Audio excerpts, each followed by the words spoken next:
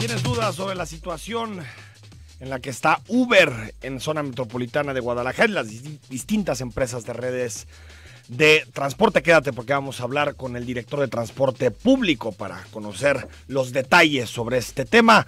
Más adelante, Gerardo de la Cruz, fiscal anticorrupción, en una semana marcada por las denuncias contra Antonio Cruz Esmada, exsecretario de Salud, acusado por desfalco en una cantidad que ronda los 600 millones de pesos. Y para terminar este programa hablamos con profesores sobre la reforma educativa. ¿Están satisfechos con el primer saque que hace el gobierno de México? Escríbenos al 33 18 80 76 41. Soy Enrique Tucen y comenzamos Cara a Cara.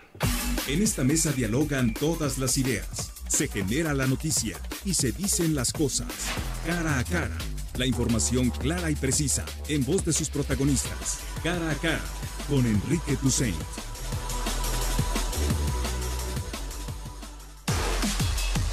Simplemente se les sancionó porque estaban haciendo sitio, ¿no? Estaban haciendo sitio y esto no lo pueden hacer. Al revisarles sus documentos eran de los vehículos que todavía no estaban registrados y por eso tuvieron que ser detenidos. Pero queremos dejar en claro que no hay ningún operativo en contra de Uber o de plataformas al día de hoy, que estamos trabajando igual de bien con Uber, con Didi, etcétera, en la regularización de su servicio. Amílcar López, director de Transporte Público. Muy buenos días, ¿cómo estás? ¿Qué tal, Enrique? Buenos días. ¿Bien y tú? ¿Qué tal? Bien, muchas gracias por recibirnos esta comunicación. Amílcar, escuchamos a Diego Monraz, que platicó con nosotros en la tercera emisión de Zona 3 y nos decía, no hay operativo contra ninguna plataforma. ¿Sigue siendo eso verdad, director?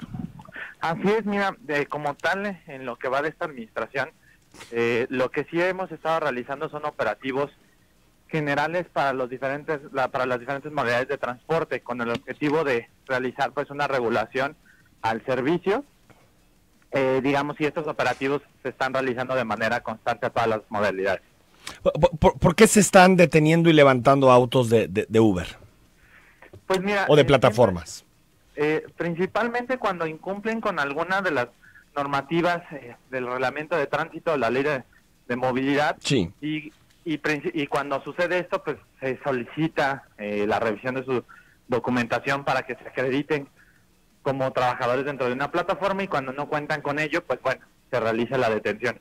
Pero mira, cabe mencionar que en lo que va de la administración, sí, se llevan a aproximadamente 12,000 infracciones y solo 436 vehículos detenidos, de un universo aproximado de más de 50,000 que dan el servicio. Sí. Entonces, en realidad, las detenciones son a menos del 1% de las unidades.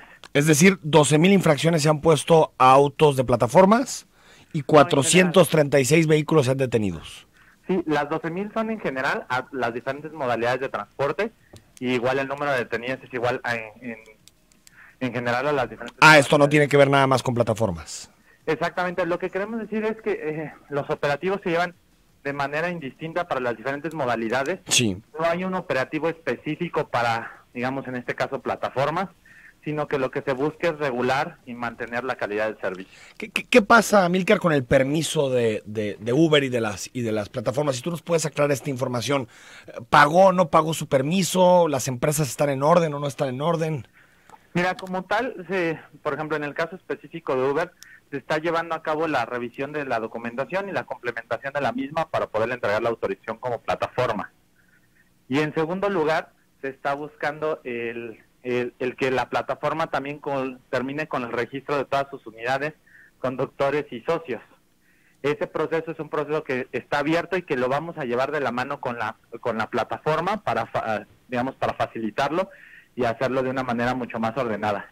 Entonces ahorita están revisando los datos, que se entreguen los nombres de los conductores. ¿Hay diálogo entonces con las distintas empresas?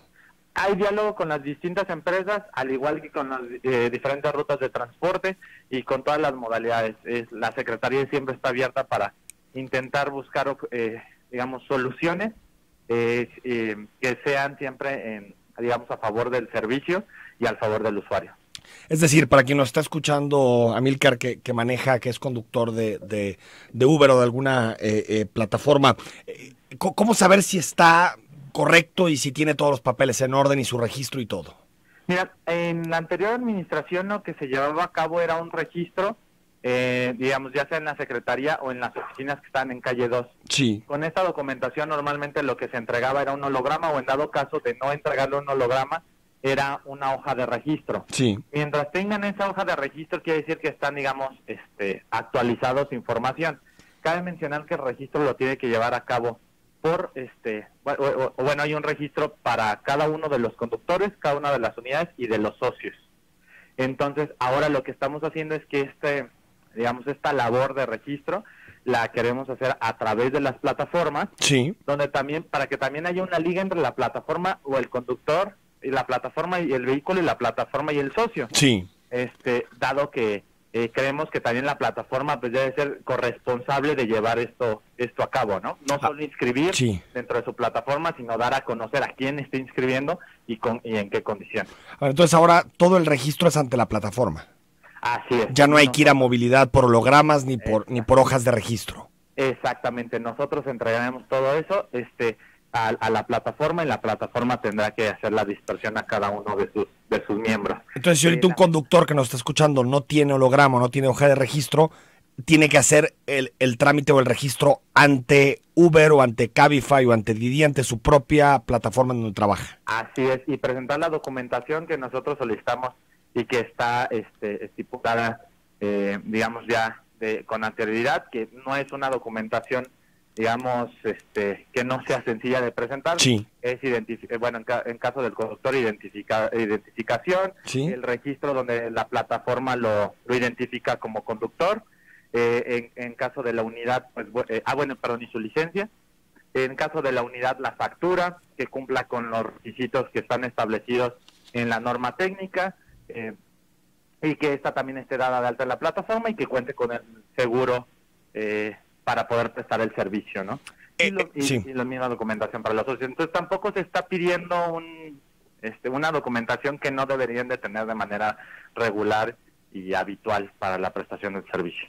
Amílcar López, ¿cuánto se puede extender este periodo de registro de las de las plataformas y salir un poquito de que me parece que es como una especie de limbo jurídico, ¿no? Sí, mira, nosotros como tal, y lo hemos platicado con las plataformas, sí. Vamos a tener mesas para poder actualizar esta información, porque entendemos que también por lo dinámico de lo que es la prestación de este tipo de servicio, se pueden generar bajas y altas constantes, ¿no? De cualquiera de los tres registros. Entonces lo que se ha establecido con ellos es que se van a tener mesas de trabajo para realizar esas altas o esas bajas de manera constante. Hay, me dicen mucho a través del WhatsApp, no hay hologramas en existencia, es que ya no existen los hologramas. Exactamente, los hologramas ya no existen debido a que a veces se prestaban para malas prácticas, entonces lo que se va a entregar es la hoja de registro, que va a ser emitida aquí por la Secretaría.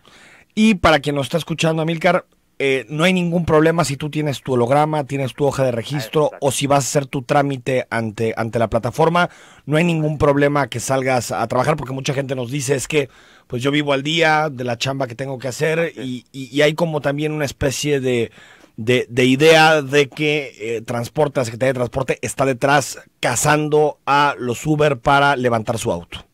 No, mira, como te decía, los operativos son en general para las diferentes modalidades de transporte, no hay una persecución hacia ninguna de las modalidades, hacia ninguna de las empresas. Lo que estamos haciendo es que haya una regulación del servicio, ¿no? Imagínate, tenemos, ni siquiera podemos dar un número aproximado de cuántas unidades están prestando los servicios en las diferentes modalidades. Estimamos que pueden ser aproximadamente 50,000 por los números que... Los cálculos. Sí, exactamente, por los cálculos que las diferentes... Sí, nos decía Mario Córdoba que ellos pensaban en la administración anterior que están entre 35 y 40,000, pues se agregan diariamente al parque, ¿no? Imagínate qué regulación y qué seguridad le estamos dando al usuario si no sabemos exactamente cuántas unidades hay. Desde tu punto de vista, ¿cuándo tendremos esta cifra, el número de autos de plataformas que hay en las calles? Pues esperamos que, la Secretaría está lista para poder tener esta información y procesarla lo antes posible. Aquí ya depende de la velocidad también de las plataformas y de los prestadores del servicio. Nosotros queremos que esto se pueda regularizar en no más de 2 semanas. 2 semanas. Y estamos en la capacidad para poder tener. O sea, que en 2 semanas tengamos el registro completo. Así es, ya dependerá también de que las plataformas... Sí, de que te den la información, ¿no?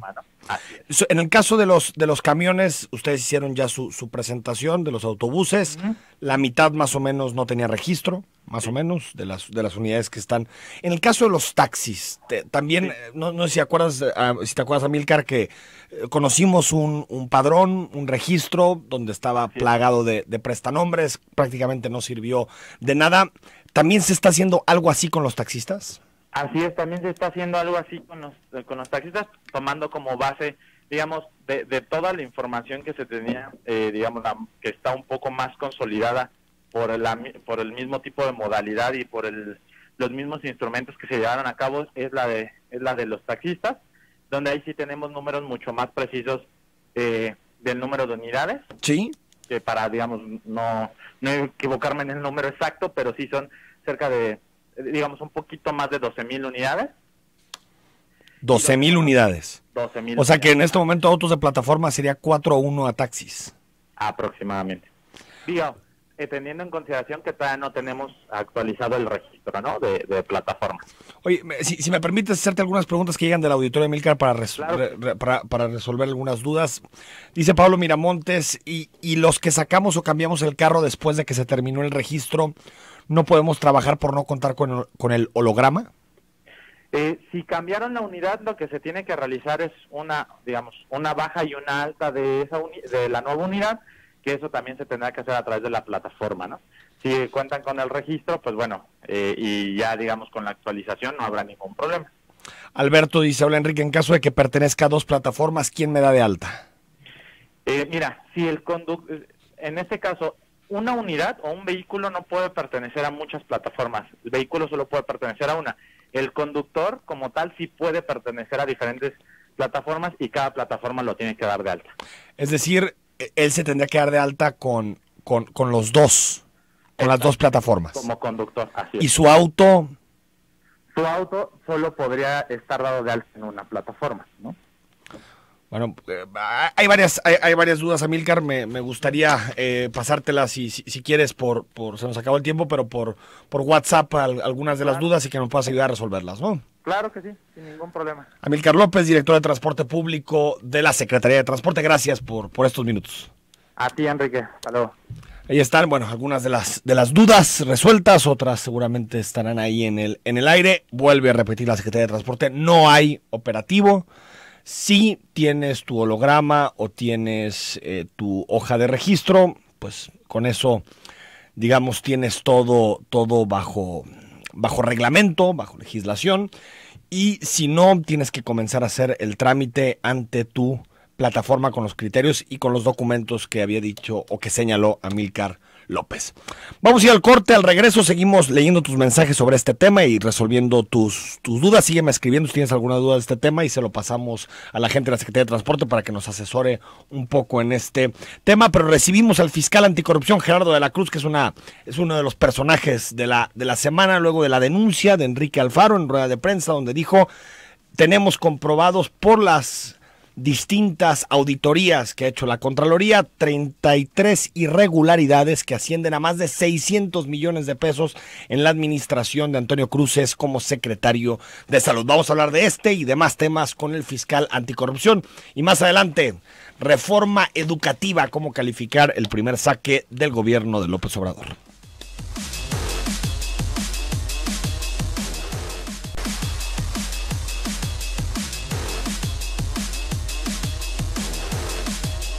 De la mañana con 21 minutos, gracias por el WhatsApp, por mandar los mensajes, hay muchísimos comentarios y si tienes alguna duda sobre el asunto de las plataformas, si estás en orden, si no, en materia de poder ejercer tu chamba al frente del volante, escríbenos al 33 18 80 76 41. Gerardo de la Cruz es fiscal anticorrupción. ¿Cómo estás, Gerardo? Muy bien, con el gusto de compartir ese espacio con ustedes nuevamente. Gracias por acompañarnos, Gerardo. A ver, el tema de salud. Danos sobre el tema de la Secretaría de Salud, Antonio Cruces. Danos, digamos, como una especie de actualizada de qué se ha investigado, cuántas denuncias han llegado en esta materia, porque tú sabes que los apellidos Cruz Mada están en la opinión pública pues, prácticamente siempre. Este asunto de Cruz Mada, vaya, está en la opinión pública aún antes de que Cruz Esmada dejara de ser el secretario. Sí, sí, sí. En realidad, siendo el secretario ya había señalamientos en contra de él. Tan es así que finalmente lo sustituyen.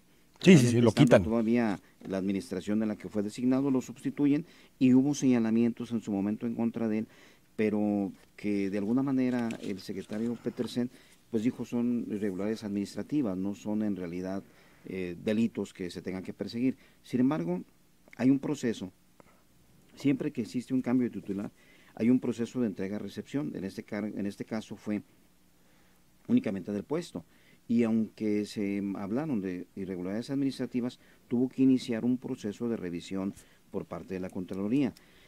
Estaba prácticamente en marcha esa famosa revisión cuando nosotros asumimos ya el cargo en 15 de febrero del año pasado y recibimos una denuncia. La primera denuncia que recibimos fue relacionada con ese tema, pero esa denuncia se llenaba únicamente de referencias periodísticas, de notas, de señalamientos, pero sin sustento alguno. Esto es de cuando tú tomaste Cuando tomamos protesta, te dieron una luego, carpeta. Exactamente. En esa carpeta no venían pruebas, No sino venía simplemente absolutamente ninguna recortes prueba. No venía periodísticos, absolutamente donde ninguna prueba, desde lo que luego. conocemos todos. Nada más los señalamientos de que en tal periódico se publicó esto, en tal estación de radio se dijo esto, en tal programa televisivo se dijo esto. Que después hay que probarlo. Que eso hay que demostrarlo, ¿no? Simple y sencillamente habría que partir desde el hecho de acreditar que verdaderamente se había publicado eso o que se había dicho eso en la estación de radio, porque finalmente me lo dicen en la denuncia, pero a mí no me consta que se publicó esto. Los partimos de ahí y obviamente las primeras actuaciones que nosotros celebramos fue pedir información a la Contraloría del Estado, pedir información a la Auditoría Superior del Estado diciéndole respecto de esto, ¿tienen alguna información, tienen algún trabajo que se esté realizando? Y en ese momento todavía no había nada. En ese momento todavía estaban dijeron, realizándose las estaban auditorías. realizándose las auditorías, desde luego. Por parte de Contraloría, revisando el procedimiento de entrega-recepción, por parte de la Auditoría Superior del Estado, ellos nos contestaron de inmediato, nosotros no hacemos revisiones en específico sobre temas particulares. ¿Por qué? Porque nosotros les pedimos particularmente sobre cada uno de los datos que venían en la denuncia, diciéndoles, por ejemplo, se menciona de un hospital que está construyendo en tal lugar, se menciona de medicamentos que se perdieron. ¿Qué información, Contraloría, me puedes tienes? dar? Claro, ¿tú qué tienes? De ¿Qué basificaciones ejercicios has hecho? irregulares, Todo de esto, medicamento de cada uno caduco. de estos. Y ejemplificando, Auditoría Superior nos contesta, nosotros no llevamos a cabo auditorías específicas de cada punto en particular, sino que nosotros revisamos ejercicios completos y y en este momento no te podemos dar la estamos, información que claro, solicitas. desde luego, porque no se estaba llevando a cabo ese procedimiento. Por parte de Contraloría recibimos también respuestas similares y estableciendo que todavía no se había concluido algo.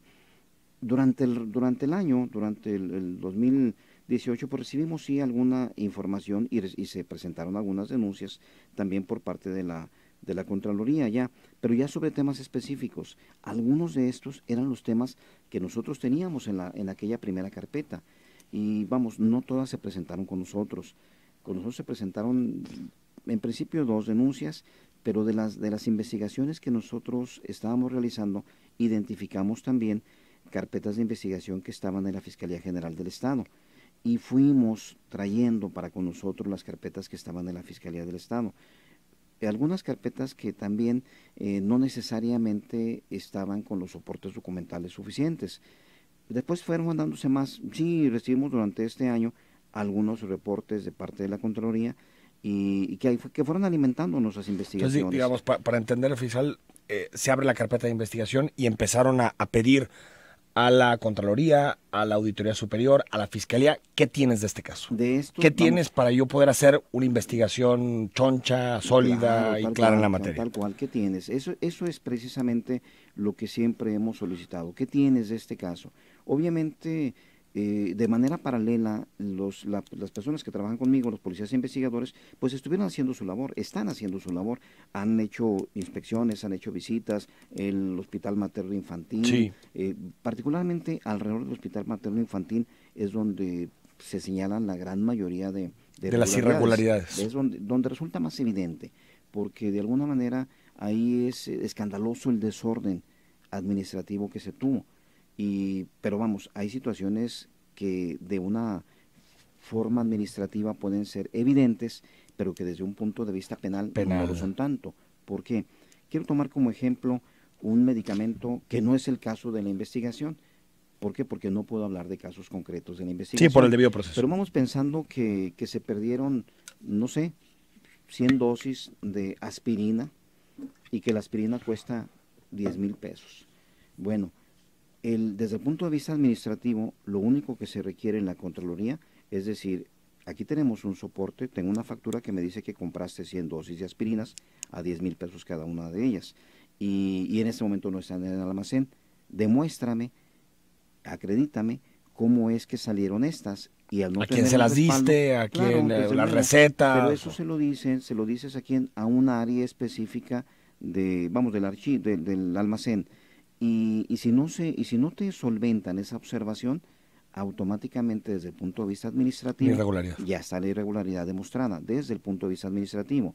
Sin embargo, si llevamos esto al ámbito penal, con nosotros no es tan sencillo. O sea, tienes que demostrar, fiscal, que estas aspirinas, tal vez, no sé, alguien cercano al trabajador las vendió para el sector negro. Yo tengo que demostrar desde que esas aspirinas verdaderamente ingresaron al almacén y que habiendo estado ingresadas en el fueron almacén, desviadas. Identificar quién es el encargado del almacén en estas fechas y que tuvieron que haber salido con una receta, y si no salieron con la receta, entonces tú tienes un problema.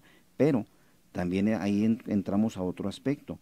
¿Qué controles hay en el almacén para que impidan que cualquier persona pueda entrar y salir y sacar medicamentos sin un comprobante? Y probar que el titular de la Secretaría estaba enterado de que este tipo de prácticas existían. Tomando como ejemplo ese caso de las aspirinas supuestas, inclusive pudieron haber sido materia de un robo. Estamos jugando con el caso para encontrar similitudes y no violar el debido proceso de nadie. La vida desde el punto de vista procesal. Tenemos que pensar también en esa situación.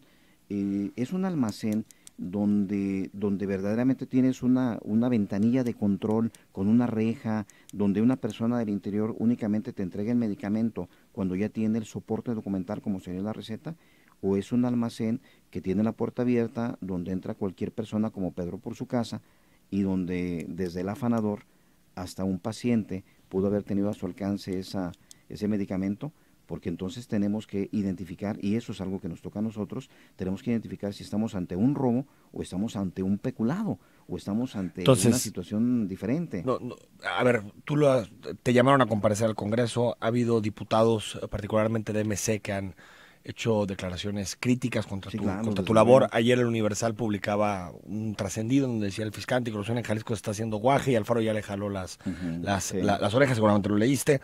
¿Sientes que te están presionando para que presentes la investigación rápido? Sí, desde luego. Vamos, no, la presión no la siento propiamente del gobernador, la presión no la siento de los diputados, la presión la siento de la sociedad. Y la entiendo natural, porque la sociedad está harta de cómo se han manejado las cosas durante toda la vida. De hecho, esa es la presión que nosotros sentimos, pero es una presión de dar resultados y de llevar... La presión es de dar resultados. Pero desde tu punto de vista, para probar esto, para que existan responsabilidades penales y no solamente de otro tipo, ¿cuánto tiempo necesita una investigación de este tipo? Las investigaciones de esta naturaleza son investigaciones complicadas que van más allá de tener una denuncia presentada. De entrada, los tiempos de cada institución son diferentes, pero esto no quiero decirlo yo, eso te lo pregunto a ti. ¿Cuánto tardó, en este caso, la Contraloría del Estado en tener el resultado de las auditorías que nacieron a partir de la entrega-recepción de Cruz? O tú me lo comentabas, 18 meses, ¿no? Fueron, o sea, de lo que pediste a cuando se te entregaron las 33. Yo empecé a pedir las cosas en febrero del año pasado, pero ya estaba trabajándose sobre ese tema. Finalmente, ¿cuándo se fue Cruz Esmada? Sí, pues antes del proceso electoral pasado, sí. Claro. ¿De lo que te entregó la Contraloría, hay información nueva, fiscal? En realidad, son datos que teníamos ya en las referencias de las notas periodísticas. Lo importante es la prueba lo que documentalmente nos pueda presentar. En este momento se habló en la rueda de prensa de que la denuncia surgía del resultado de 2 auditorías. Muy bien. Cuando realizas una auditoría, concluyes con algo, y ese algo es el dictamen final de la auditoría. Es el razonamiento administrativo, contable, jurídico, que te dice, es por esto y por esto hay irregularidades. Bueno, cuando se presentó la denuncia, específicamente esa denuncia, en este momento no se exhibieron los resultados del dictamen, no exhibieron los dictámenes de las auditorías. El informe final de la auditoría, denuncia, en esta denuncia, no se nos ha exhibido. Eso es un documento, entre otros, que vamos a estar pidiendo prácticamente el próximo. O sea, se entregó la denuncia, pero el dictamen como tal no ha llegado todavía a la Fiscalía Anticorrupción. No ha llegado, nos entregaron sí documentos, algunas copias simples de lo que ellos analizaron cuando hicieron la auditoría, pero no es el caso que nosotros hagamos una nueva auditoría. El caso es que tengamos ese dictamen para trabajar a partir de él y evidenciando como seguramente se evidenciadas las irregularidades en ese dictamen, a partir de ahí recabar las pruebas que hagan falta para llevarlo ante el juez. Entonces, esas son situaciones que nosotros vamos a estar de alguna manera aprovechando, tomándole la palabra a la Contralora cuando lo dijo contigo. Si el fiscal considera que le hace falta más, pues que me lo pida, tal cual, de entrada. Hay colaboración. Tenemos una excelente colaboración. O sea, sí están trabajando como sistema. Sí, como sistema, vamos, déjame decirte que eso es algo que yo les di mucha lata. Yo tanto a la Contralora como al auditor, yo les dije, necesito que mi personal, que mis 3 ministerios públicos estén en comunicación constante con tus decenas de auditores. Para que podamos estar integrando una investigación adecuada, perfilada a obtener los datos de pruebas suficientes para poder acreditar las irregularidades. Hubo resistencia al principio, y es una resistencia natural. ¿Por qué? Y no hablo de resistencia de los titulares, no hablo de una resistencia del auditor ni de la Contralora, pero sí me llegaron a decir, mi contador, mi auditor dice que no quiere platicar con tu Ministerio Público porque entonces mañana pasado vas a querer que vaya a declarar. Yo le digo, desde luego que mañana pasado lo voy a llevar ante el juez a declarar. Claro. ¿Por qué? Porque en el sistema acusatorio adversarial las pruebas no hablan por sí mismos. Alguien tiene que ir a explicar cómo se hizo la oralidad. Claro, desde luego. Y llegamos a situaciones en las que tuvimos forcejeo, a nivel de que en alguna reunión yo les dije, es que el camino es el siguiente, yo les estoy pidiendo un trabajo colaborativo, les estoy pidiendo que se reúna mi personal con su personal. Si esto no sucede, los voy a citar por medio de... O sea, de la titular tenías toda la colaboración, sí, pero notabas resistencias. Entonces, en la colaboración institucional. Hubo resistencia a nivel de, no hablo de mandos superiores, sí, sino a nivel de personal operativo. Finalmente... Es normal cuando remueves tanto, ¿no? Claro, la estructura. ¿Por qué? Porque no están acostumbrados a que se haga eso, porque nadie había hecho eso. Finalmente ya echamos a jalar esa colaboración y ya se han dado situaciones donde mis ministerios públicos han ido a la Auditoría Superior del Estado a platicar con los contadores, con los auditores y a tratar de ponerse de acuerdo en cuanto a qué perfil se debe dar a las auditorías, qué es lo que se debe cuidar para que nos alimente y nos sirva verdaderamente una investigación penal. Y por separado también hemos tenido esa apertura con la Contralora y personal de la Contraloría está en comunicación constante con mis agentes del Ministerio Público, precisamente procurando que las cosas funcionen. Entonces, yo creo que los últimos 2 meses han sido provechosos porque se ha avanzado más en la investigación. En los últimos 2 meses con el cambio de administración, porque coincide. Sí, desde luego. Fiscal Anticorrupción, ahorita no existen todavía o no hay una investigación solvente como para llevarla ante un juez. No, aquí tenemos que tener mucho cuidado en algo. La exigencia que hay en la sociedad es la misma exigencia que tenemos nosotros como servidores públicos y es la misma exigencia que yo les hago al personal que trabaja conmigo. Yo quiero llevar a cabo un trabajo que sea rápido, sí, la justicia debe ser rápida, pero también quiero llevar a cabo un trabajo que sea eficiente y que sea eficaz. O sea, para no llegar ante el juez y que te batee. No, y particularmente con lo que estamos tratando de hacer, que es romper una inercia en la que también hemos encontrado protección en algunas épocas de juzgadores a servidores públicos. Simple y sencillamente yo les digo, ¿cuántas personas tuvimos en múltiples denuncias que se tuvieron en la administración anterior, presentadas por el Contralor también? ¿Cuántos tuvimos frente al juez? Tuvimos a una sola persona. Y no le dieron seguimiento a ustedes, porque ustedes supieron que sí, que fue detenido por una denuncia del gobierno del Estado, pero no lo vincularon el gobierno del Estado, Nunca lo vincularon a nivel federal. A nivel federal fue donde le dictaron se derivó la competencia a nivel federal. Quiere decir que el delito terminó acreditándose en la federación y no a nivel en el estatal. Estado. ¿Y si se pela Cruz Esmada, fiscal? Me ha dicho mucha gente, es que se va a pelar, pues le están avisando. No, pero esa es otra situación que también debemos tener presente. Les digo, yo quiero tener una investigación sólida para que cuando vaya con el juez no me diga que no tengo elementos. Por eso no puedo responder a una reacción así como que inmediata. Más mediática, dijeron, más de... No, claro, eso es absurdo. No podemos atender una cuestión mediática. Presiones las vamos a tener toda la vida. Aquí lo importante no es, ¿qué haces ante la presión? ¿Cómo manejas la presión? Sino, en realidad, ¿qué es la obligación que tú tienes de hacer? Y tu obligación en este caso es procurar justicia de una manera eficiente. No que lleves... porque así me lo está pidiendo la sociedad, no hablo de que me lo pida nadie más, porque así me lo está pidiendo la sociedad, no se trata de llegar con eso ante el juez para que el juez me diga, no te alcanza, y otra vez caigamos en un acto de impunidad. No. Pero sabes que ahora, se nos va a ir Cruz Esmada. Que es un escenario que Cruz Esmada agarre su pasaporte y diga, me voy a una isla. O sea, ¿cuánto hace que salió Cruz Esmada? Hace 18 meses que salió Cruz Esmada. No Cruz Esmada sabía que podía tener problemas. O sea, él ya traía los señalamientos desde que era secretario de Salud. Y después de esto, supo de la primera denuncia. Y me refiero, él ha tenido la oportunidad de irse toda la vida. Va a tener la oportunidad de irse hoy, de irse mañana. El acudir ante el juez a poner un amparo, lo va a hacer. Y su proceso también lo va a llevar Bueno, va a haber cambios en el catálogo de prisión preventiva. No sé si podría llegar pero a incluir. ahí habrá que ver si... Déjame ir al corte fiscal. Claro, estamos con Gerardo de la Cruz, volvemos, seguimos platicando de este y más temas. 9 de la mañana con 43 minutos, gracias por escribirnos, hay muchísimos mensajes del tema Uber, de la reforma educativa.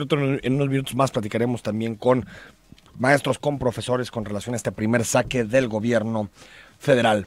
Entonces, para entender, fiscal anticorrupción Gerardo de la Cruz, está la investigación en marcha. Hay, me decías, 6 carpetas de investigación. Sí, en cuanto tengas las pruebas documentales claras, todo, en ese momento buscarías colocar el tema ante un juez. Va más allá inclusive, esto es bien sencillo. A los servidores públicos se les exigen 3 tipos de responsabilidades. Una responsabilidad política, una responsabilidad administrativa y una responsabilidad penal. La responsabilidad política no nos interesa a nosotros. La responsabilidad administrativa, esa es la que surge también a partir de la investigación de la Contralora. Entonces, y ahí podemos decir que ya está acreditada si ya tiene las auditorías terminadas. De ahí viene conmigo. Conmigo no es nada más el no solventó, no se solventaron las observaciones. Conmigo tiene que ser el precisar, ahora sí, circunstancias de modo, tiempo y ocasión de comisión del delito, pero además acreditar que el delito se comete de una manera dolosa. Los delitos que se les atribuyen a los servidores públicos no son imprudenciales, no es como un daño en las cosas, no es como una lesión que lo puedes causar en un accidente. No, aquí tienes que demostrar que tenías la intención de hacerlo. O sea, que el acusado quería saquear las arcas públicas. El conocimiento, si hay algunas situaciones como que el empleado de acá abajo vendió las aspirinas de 10,000 pesos, las sacó y las vendió. Si queremos atribuírselo a alguien, a su jefe, él debería tener ese conocimiento.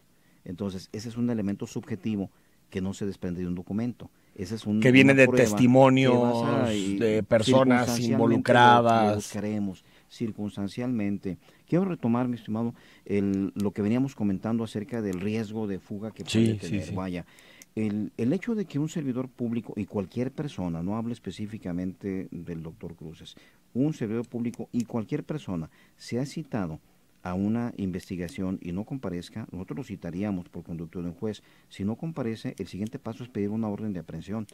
Y una orden de aprehensión se puede subir a nivel internacional. Entonces, claro que siempre... O sea, no hay esta idea de que se fuga y va a ser indetectable. No, la verdad es que mañana o pasado se le pudiera encontrar, y ha pasado con ha ocurrido con otras personas.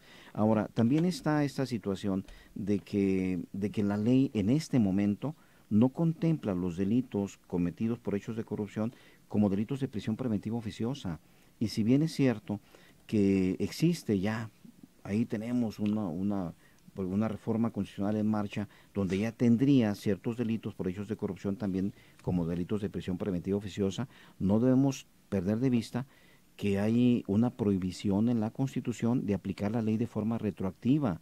Entonces, si el día de hoy se reforma ya la Constitución y dicen ya es prisión preventiva oficiosa, pues no se lo podemos aplicar a él. Sí, porque la carpeta de investigación se abrió antes. Son delitos del pasado. Y de hecho, ni siquiera importaría cuándo se abrió la carpeta de investigación, sino cuándo se cometió la conducta delictiva. Mira, eso es, cuándo se cometió la conducta importante, delictiva, la precisión. porque yo pude haber abierto ayer la carpeta de investigación, o pude ver, a lo mejor la abro la próxima semana. Cuando se cometió el delito o el presunto delito, claro, no había prisión preventiva oficiosa por corrupción. Nos dice la Constitución que a ninguna ley se le puede dar efecto retroactivo en perjuicio de persona alguna. Te tengo casi que despedir, fiscal, pero 5603 dice, mi opinión es que Cruz Esmada se va a burlar de todos. Bueno, a ver, yo no soy de la idea de quien caiga, quien sea culpable, ¿no? Claro, al final es lo importante, caso, justicia, no tanto. Obviamente no es una cruzada en contra de Cruz Esmada en particular. Por parte de la Fiscalía no es una cruzada en contra de él. Es un compromiso de combatir la corrupción, y donde nosotros tengamos acreditado un hecho de corrupción, nosotros procuraremos que no se burle de la justicia a nadie. Julio Andrade te felicita y dice que es una persona preparada y capaz. Sería un error mover del cargo. Bueno, no te pueden mover, ¿no? Teóricamente la ley establece un periodo y hay procesos y autonomía, ¿no? Aquí, claro. ¿Y por qué no? Dice, con tanto que se roban les alcanza fácilmente para comprar jueces y autoridades. Ahí está el asunto del Poder Judicial. Es algo que yo comentaba. Es algo que nosotros hemos trabajado. Tú lo ventilaron ustedes aquí. ¿Sí? Nosotros hemos tratado de vincular a proceso a jueces, a dos, uno hace un mes, otro en noviembre. No lo logramos, pero estamos combatiendo esa resolución. Pero déjame decirte que a nivel nacional nadie ha formulado una imputación y ha solicitado vinculación en contra de un juez desde que empezó el sistema. El único que lo ha hecho en el país ha sido yo. No solamente en Jalisco se ha hecho esto. Y de alguna manera eso también va generando un impacto en la forma en que se administra la justicia.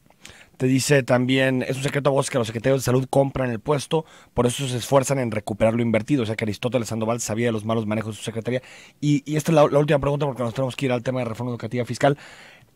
La trama detrás de quien sea. Vamos quitando, en este caso, cruces, que el fiscal anticorrupción y que la carpeta de investigación nos diga, esta es la fotografía de por qué se hacían las cosas de la manera en que se hacían. Desde luego, a nosotros nos interesa ir descubriendo redes de corrupción y no responsables. Mira, es muy sencillo decir, el encargado del almacén tiene la responsabilidad. Y así siempre se han hecho las cosas en México. Pero no nos lo agarras eso, y lo metes al bote. No nos interesa eso, nos interesa verdaderamente lograr llegar a descubrir una verdadera trama de corrupción. Esa es la idea de la investigación. Esa es nuestra idea. ¿Crees que este año? Espero que sí, desde luego.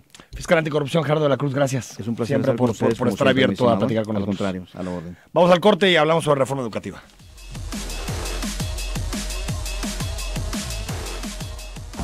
Somos específicamente lo que quieres escuchar.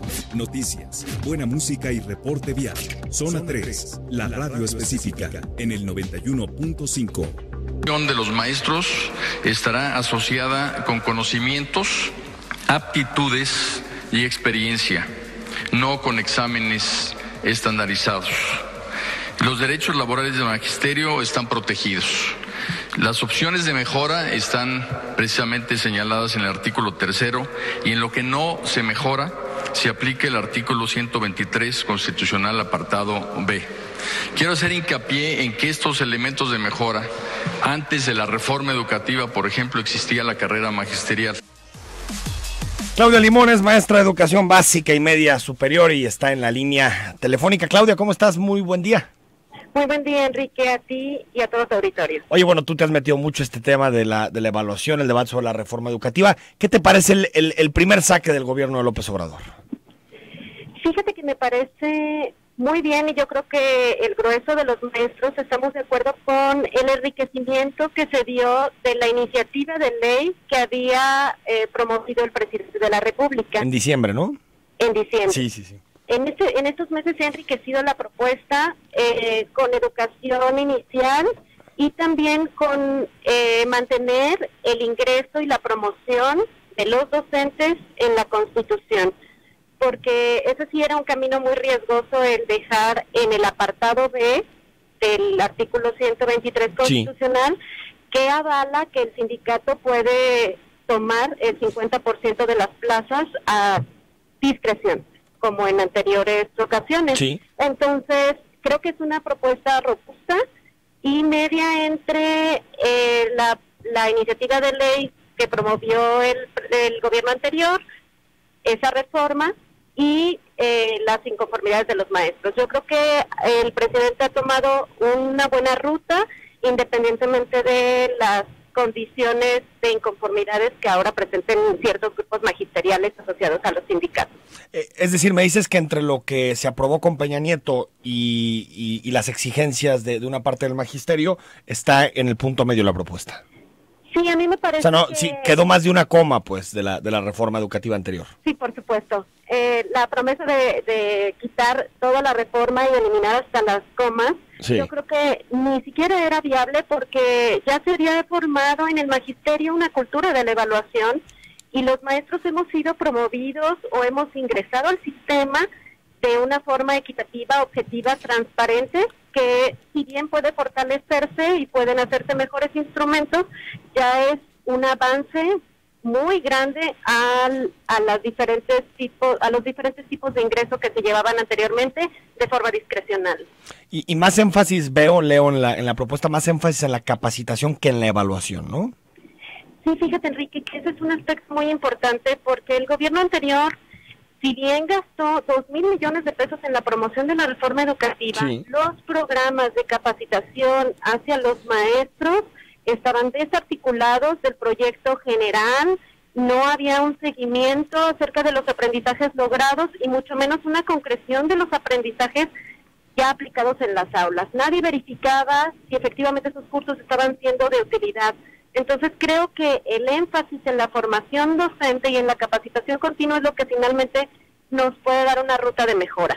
Antes de despedirte, Claudia Limón, ¿ves que esto sí es una reforma educativa? Porque veo muchos temas, también veo asuntos que tienen que ver con planes, programas de estudio, énfasis en derechos humanos, la parte de la perspectiva de género, cuidado del medio ambiente, las familias como corresponsables, educación superior como obligatoria. ¿Ves en esto una reforma educativa o siguen siendo reformas a las condiciones laborales del magisterio? ¿Cómo pudiéramos plantearlo? Pudiéramos decir quizá que el 70% del planteamiento del presidente de la República considera el 70% es de las condiciones laborales de los maestros. Sí está cargado hacia la parte laboral, pero está reivindicando a los docentes, está dando un regreso a un sistema que golpeó duramente a ciertos grupos de maestros que sí, no tenían posibilidades de ascenso en el sistema. Entonces, si bien está cargado de una parte laboral, está reivindicando la figura del docente y eso es una vía que todos los maestros estábamos pugnando en el país. Y también tiene su parte pedagógica en el sentido de que se está iniciando con un proyecto de un sistema de formación y capacitación continua, al cual por la Constitución tendríamos derecho, y eso es un avance porque ese sí pudiera ser un sistema que tuviera efecto real para el sistema educativo, principalmente para los niños. Hay una cosa de la iniciativa que me gusta de la propuesta, que es su énfasis también en que México es un país diverso, plural, plurilingüe, multicultural, como que todo ese tipo de diversidad, de heterogeneidad, había quedado un poquito minada en la reforma educativa, o mucho minada en la reforma educativa del Pacto por México, ¿no? Sí, fíjate que me parece algo muy importante lo que dices, porque si bien los partidos políticos en el 2013 se pusieron de acuerdo para una reforma educativa, sí, tuvieron que hacerlo de la forma más centralista, pudiéramos decirlo. Exacto, con un INE, sí, claro. Sí, para no generar posicionamientos ni muy a la izquierda ni muy a la derecha. Entonces estuvo la reforma cargada a lo laboral, sin énfasis en lo pedagógico y sobre todo sin un reconocimiento social, cultural y educativo de las diferencias que tenemos como docentes y como estudiantes en cada aula de este país. Claudia Limón, maestra de Educación Básica y Media Superior, gracias por estos minutos y si te parece en próximos días te invitamos a desgranar y analizar más a fondo la propuesta, ¿no? Claro que sí, Enrique, encantada. Gracias. Muy buen día. Hasta luego. 9 de la mañana con 58 minutos, se nos está yendo rapidísimo el programa. Nos dice Martín Murillo, qué bueno que todos hoy reinicien las obras para terminar la línea 3. El gobierno del estado hizo una correcta gestión para que se asignaran los recursos faltantes, bien por Alfaro.